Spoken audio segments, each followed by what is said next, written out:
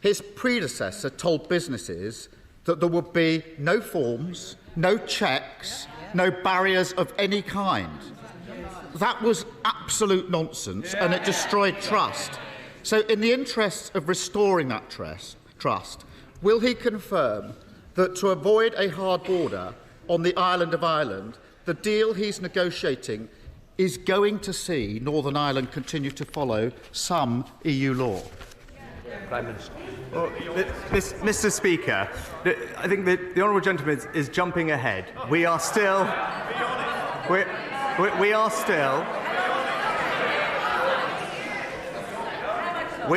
in intensive discussions with the European Union to ensure that we can find agreement that meets the test that I set, and that is sovereignty for Northern Ireland. It's Northern Ireland's place in our precious union, and it is to find practical solutions to the problems faced by people and businesses. I have spent time engaging and listening to those communities in Northern Ireland, businesses and political parties. I have a good understanding of what is required, and I will keep fighting until we get it. Mr. Speaker, the Prime Minister is biting his tongue, but at some point the irreconcilables on his benches are going to twig and they're going to come after him. The former Trade Minister says there can be no role for the European Court of Justice in Northern Ireland. So will the Prime Minister be honest with them and tell them that's not going to happen? But for the honourable gentleman to be talking about a deal that he hasn't even seen, that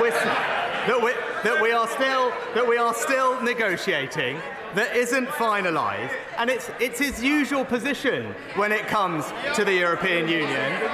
It's give the EU a blank cheque and agree to anything they offer. It's not a strategy, Mr. Speaker. That's surrender.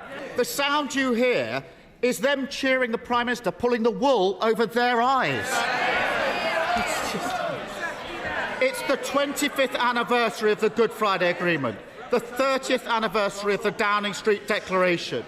Tony Blair and John Major both recognise that politics in Northern Ireland is built on trust and not telling people what they want to hear, and the need to take seriously the concerns of both communities, nationalists and unionists. It's vital their voices are heard. So can the Prime Minister confirm that whatever deal he brings back, this House will get a vote on it?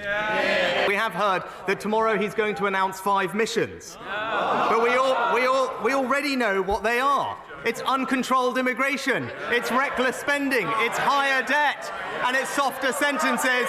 And for the fifth pledge, Mr. Speaker, we all know it's that he reserves the right to change his mind on the other 4.